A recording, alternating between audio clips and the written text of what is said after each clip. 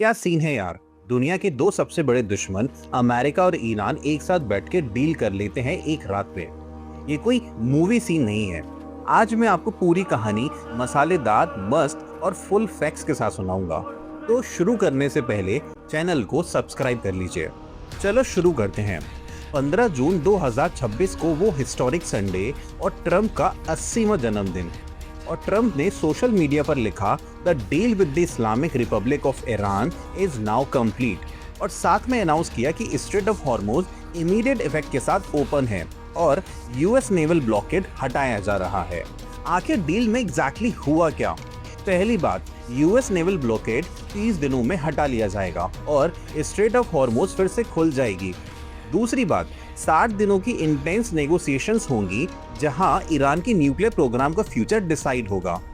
तीसरी बात, ईरान ने कंफर्म किया कि वो न्यूक्लियर नॉन प्रोलिफरेशन ट्रीटी के अंडर न्यूक्लियर वेपन्स कभी नहीं बनाएगा। लेकिन अब आता है सबसे बड़ा ट्विस्ट। ईरानियन स्टेट मीडिया के हिसाब से डील के ड्राफ्ट में लिखा है कि यूएस और उसके रीजनल पार्टनर्स ईरान के लिए कम से कम $300 बिलियन का रिकंस्ट्रक्शन और इकोनॉमिक डेवलपमेंट प्रोग्राम बनाएंगे। 300 अरब डॉलर, इससे ईरान की पूरी इकोनॉमी रिबिल्ड हो सकती है। वहीं यूएस ने इसको पूरी तरह मना किया और कहा ऐसी कोई डील नहीं हुई है। ईरान कुछ और बोल रहा है, अमेरिका कुछ और।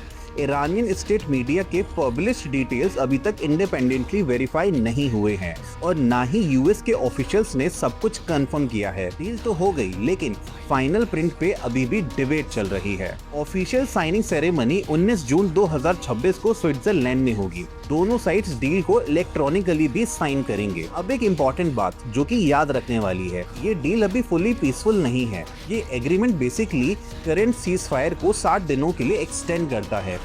ईरान के न्यूक्लियर प्रोग्राम का फ्यूचर यानी एनरिच्ड यूरेनियम का क्या होगा, ये अभी भी अनरिजॉल्व्ड है और फ्यूचर नेगोशिएशंस के लिए छोड़ा गया है। एक एक्सपर्ट ने कहा सबसे कांटे वाले इश्यूज फ्यूचर के लिए डिफर कर दिए गए हैं। और भाई, इजराइल का क्या? इजरायली पीएम नेतन्याहू ने कहा कि इजराइल इस डील का हिस्सा नहीं है, लेकिन वो और ट्रम्प फुल एग्रीमेंट में है कि ईरान को न्यूक्लियर वेपन कभी नहीं मिलना चाहिए। ट्रम्प ने खुद एनवाईटी से बात करते हुए कहा, नेतन्याहू का हमारा शुक्रिया अदा करना चाहिए, क्योंकि अगर ईरान के पास न्यूक्लियर वेपन होता तो इजराइल 2 घंटे में खत्म हो जाता। ये दुनिया की हिस्ट्री में एक बड़ा मोड़ है, लेकिन असली कहानी अभी शुरू हुई है।